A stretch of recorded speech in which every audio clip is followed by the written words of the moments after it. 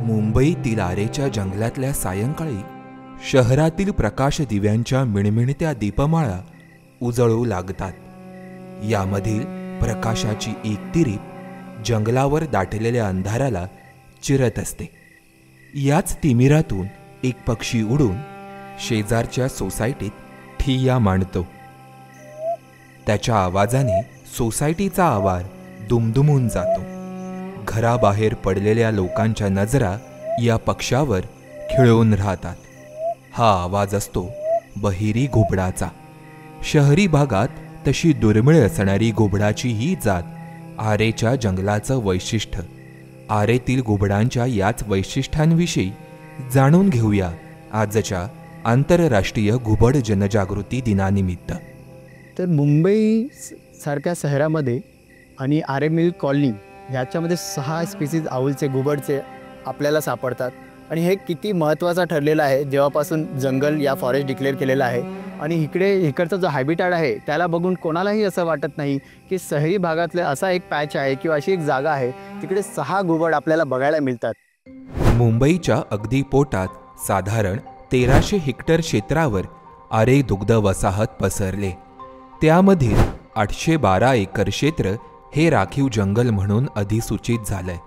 मात्र इथल्या वन्यजीवांना कुठे माहिती आहे शहर आणि जंगलाची सीमा.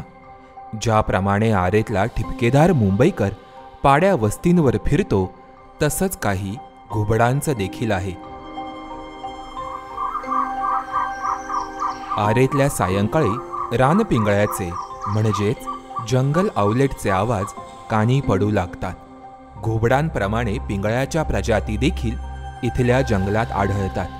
आकाराने मोठं असतं ते घुबड आणि लहान आकाराचं घुबड म्हणजे पिंगळा. रानपिंगळ्याच्या अंगावर तांबूस तपकिरी रंगाच्या पट्ट्या असतात. रात्रीचा खेळ सुरू झाला की ठिपकेवाला पिंगळा देखील आरेबरोबरच त्याला लागून असणाऱ्या शहरी वस्त्यांमध्ये सहजपणे दिसतो. त्याचा आवाज देखील वैशिष्ट्यपूर्ण असतो. बऱ्याचदा तांत्रिक मांत्रिक कारणांसाठी या पिंगळ्याला घुबडाचे पिल्लू म्हणून वापरलं जातं. आरेतल्या मानवी वस्ती शेजारी सहज आढळणारी एक प्रजात म्हणजे गव्हाणी घुबड. घुबडाची ही प्रजात जगातील सर्वात जास्त आढळ प्रदेश असणारी प्रजात आहे. आरेतल्या कचरा कुंडीच्या शेजारी रात्रीच्या वेळी उंदीर पकडण्यासाठी हा घुबड बसलेला दिसतो. एखादी महानगरपालिका जेवढे उंदीर पकडत नसेल तेवढे उंदीर हा घुबड फस्त करतो. या आरे मिल कॉलनीमध्ये जो सर्वात रेअर किंवा आपण ज्याला म्हणतो की दुर्मिळ घुबड म्हणजे मॉर्टल वूड आऊल. रिसेंटली मी त्याला फोटोग्राफ्स आणि रेकॉर्ड केलं आहे पिक्चरसोबत. आणि त्याचा जो हॅबिटॅट आहे मी आत्तापर्यंत जेव्हा बघितलं आहे की मोठे मोठे जंगल मोठे झाडं अशा डेन फॉरेस्ट त्याला लागतं. पण लकीली आपण खूप नशीबवान आहोत की आरे मिल कॉलनीसारख्या जंगलात बॉटल वूड आऊलचा वावर आहे. आरे सारख्या शहराच्या मध्यवर्ती भागात रक्तलोचन घुबड आढळणं ही दुर्मिळ घटना आहे. शरीरावरील लाल आणि पांढऱ्या चट्ट्यांमुळे त्याला रक्तलोचन हे नाव मिळालंय. निशाचर असल्यामुळे हे घुबड फार कमी नजरेस पडतं. आरेच्या आसपास असणाऱ्या सोसायटींमध्ये कधीकधी भटकंती करणारा ससाण्यासारखा दिसणारा बहिरी घुबड हा आपल्या बटपटीत पिवळ्या डोळ्यांसाठी ओळखला जातो. या मोठ्या डोळ्यांमुळेच रात्री त्याला अंधुक उजेडातही शिकार करता येते. आरेतल्या जंगलात घुमणारा कंठेरी शिंगळा घुबडाचा हा आवाज काही ठिकाणी अपशकुनी मानला जातो. घरावर बसून रात्री शिंगळा आवाज देत असेल तर यमदेव जीव घेण्यासाठी आला असून तो उठ उठ आवाज देत आपल्याला उठवत असल्याचा गैरसमज काही ग्रामीण भागात अजूनही आहे.